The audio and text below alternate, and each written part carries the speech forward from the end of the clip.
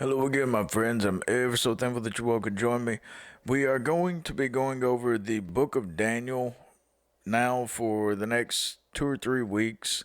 I believe in 3 weeks we can get it all done. There is so much information in this.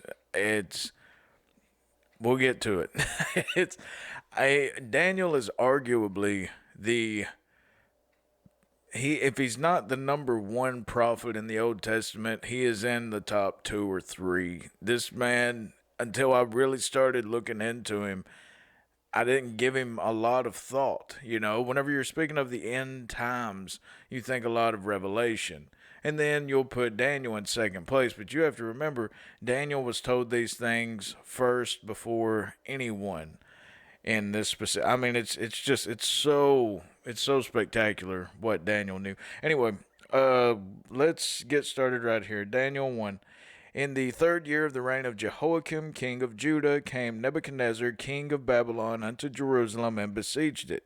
Now, as all of you can see, and most of you may already know, but Jehoiakim, even though Nebuchadnezzar is the one that took the Jews off into the 70-year captivity, this is the first time that he's doing this. He doesn't fully take them until Zedekiah.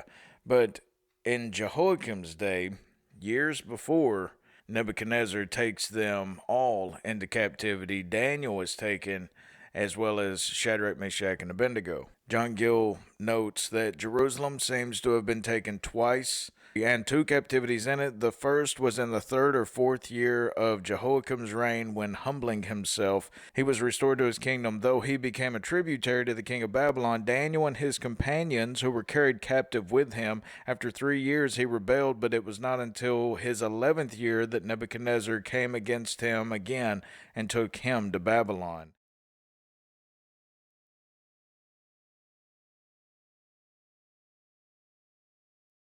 So Daniel, Shadrach, Meshach, and Abednego, they're all already in this group of Jews that they've already been in Babylon for years before the rest of them actually get there.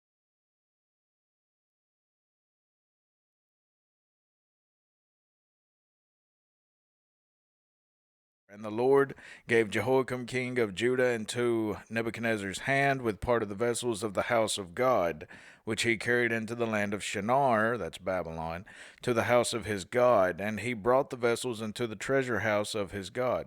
Charles Ellicott said his god was Bel Merodach. The planet Jupiter was worshipped under this name. He was the tutelary god of Babylon, and to his honor Nebuchadnezzar dedicated a temple. And many believe that this is the remnant of this very temple, in which he took some of the ornaments from the house of God, the Solomon's temple. He took some of those out and brought them into this temple, it's believed. There are still remains of a structure which suits to some extent the description. Pulpit says the description here given, but investigators are divided whether to regard Burz Nimrod or Babil as most properly representing this famous temple of Bel Merodach. And here's an artist rendering of what the temple they believe probably looked like. There's really no other king like Nebuchadnezzar. Maybe Solomon and maybe one or two more throughout history, but Nebuchadnezzar, he has so much wealth that it towers above even other very wealthy kings. And the king Nebuchadnezzar spake unto Ashpenaz, the master of his eunuchs, that he should bring certain of the children of Israel, and of the king's seed, and of the princes, children in whom was no blemish, but well favored, and skillful in all wisdom, and cunning in knowledge, and understanding science, and such as had ability in them to stand in the king's palace, and whom they might teach the learning and the tongue of the Chaldeans, the Babylonians. I agree with John Gill whenever he says these weren't mere children, but young men of 15 or 20 years of age. In the Bible, you're not really referred to as a man until you're about 30 years old.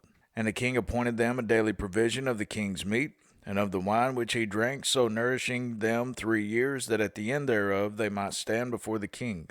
Now among these were of the children of Judah Daniel, Hananiah, Mishael, and Azariah, unto whom the prince of the eunuchs gave names. For he gave unto Daniel the name of Belteshazzar, and to Hananiah of Shadrach, and to Mishael of Meshach, and to Azariah of Abednego.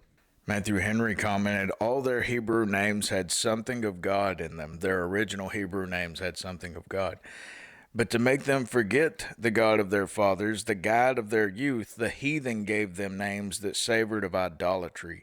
It is painful to reflect how often public education tends to corrupt the principles and morals of the young. And that is no joke whatsoever.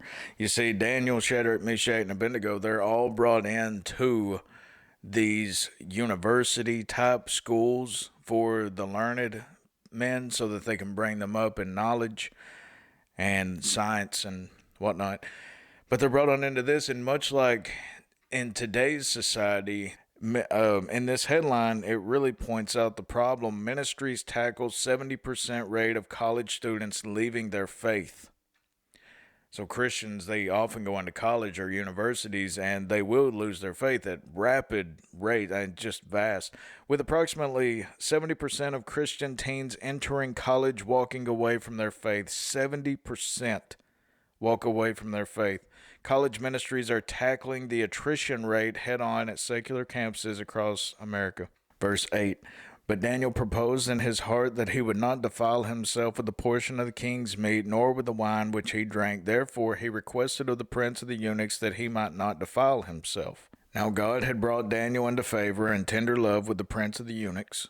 Now right here is a really good verse in which to stop for just a second and notice there are so many similarities between Daniel and Joseph. It's uncanny. If you'll notice in that verse how Daniel finds favor in the eyes of all of his masters, everyone in whom he's under, they love the guy to death. The same way that Joseph was, the Lord blessed Daniel in the very same manner. But right here are many other similarities. Both were taken out of their land. Both were carried away as slaves. Both were put in the service of Gentile kings. Remember Pharaoh. Both interpreted dreams for their king. Remember, Joseph interpreted his well. Will come up in chapter 2 where Daniel does this for Nebuchadnezzar. Both end up in a prominent position as a result of their dream interpretations. Both suffered unjustly. Both were given a place of leadership in a Gentile empire. Both play a role in the preservation of their people while passing through a great crisis. But there are certain differences worthy of note. How Joseph is more like Christ than Daniel was even, because he reconciles with his brethren there at the end. He keeps them captivity for just a time, and then he lets them go and loves them, brings them into his house and such. So, I mean, there's an awful lot more going on right here. Plus, Joseph fed the whole world. The whole world came to Egypt. All nations were suffering in a famine, and all people came to, just like with Christ. Okay, now right here's verse 10, and Daniel just said, we won't partake of the king's meat nor his wine in order not to defile us. They probably served pork and all of this. So Daniel says, just give us vegetables. And the prince of the eunuchs said unto Daniel, I fear my lord the king, Nebuchadnezzar, who hath appointed your meat and your drink, for why should he see your faces worse lacking than the children which are of your sort? Then shall you make me endanger my head to the king. He's basically saying, you're going to look deprived of food, and I'm going to get in trouble because you're not going to look as healthy as all the others. Then said Daniel to Melzar, whom the prince of the eunuchs had set over Daniel, Hananiah, Mishael, and Azariah, prove thy servants, I beseech thee, 10 days, and let them give us pulse to eat and water to drink. Prove means give us 10 days, and pulse is vegetables.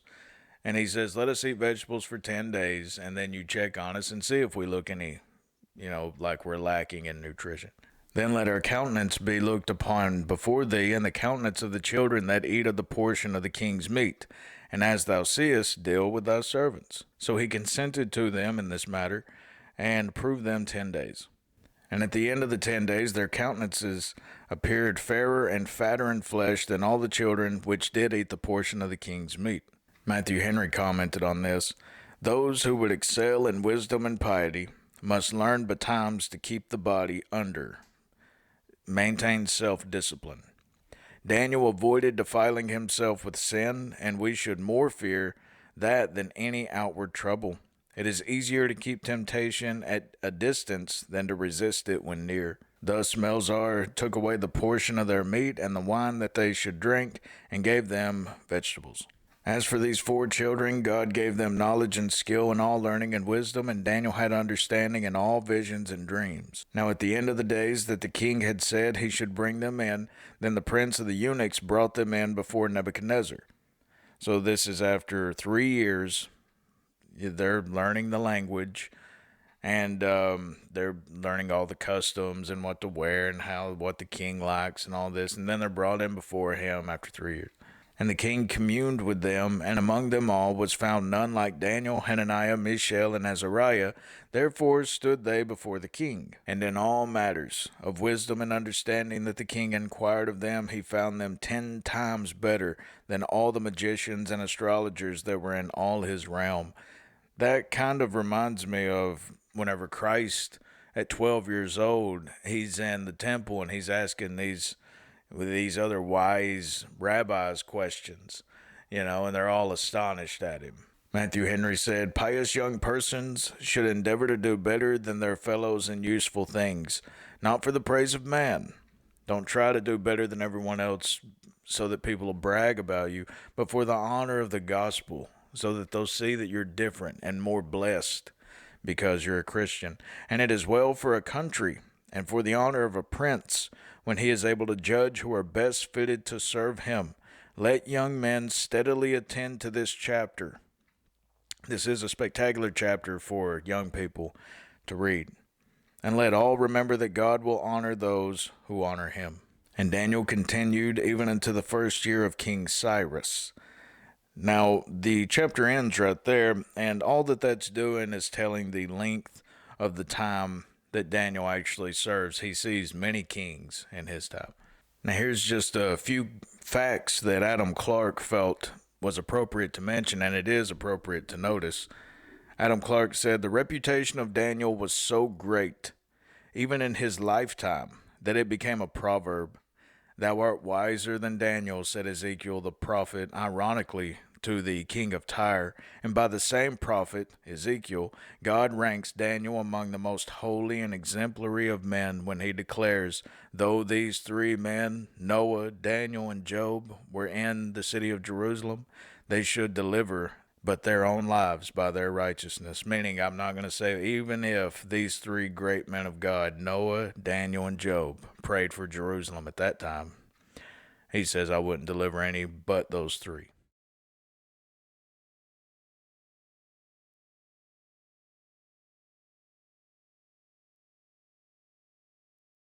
And finally, Josephus wrote, "In the complexion of his predictions, that Daniel differs widely from all other prophets." Now listen to this. Daniel differs widely from all other prophets. They foretold scarcely anything but disastrous events. On the contrary, Daniel predicts the most joyous events and fixes the times of accomplishment with more circumstantial precision than they did. And this is so true that we cannot help thinking that God had given this eminent man, Daniel, a greater degree of light to fix the times when his predictions should issue than he had given in general to all Daniel's predecessors. Daniel and Shadrach, Meshach, and Abednego are truly stand-alone type of men of the Holy Scriptures. It's astounding what these men were able to endure and even overcome because they were so devoted to the Lord. In the midst of the most powerful kingdom on earth at that time that had ever been, these men stood out. But that today was a very short study. The next couple of studies we're going to be, oh man, let's get into Nebuchadnezzar's dream and Daniel 2 tomorrow. Fascinating. I have a very exhaustive analysis of that dream, as well as Daniel 7, Revelation 13, and it's all these others, that Revelation 17 that come with it. We'll get into all that later, but God of peace be with you all. Amen.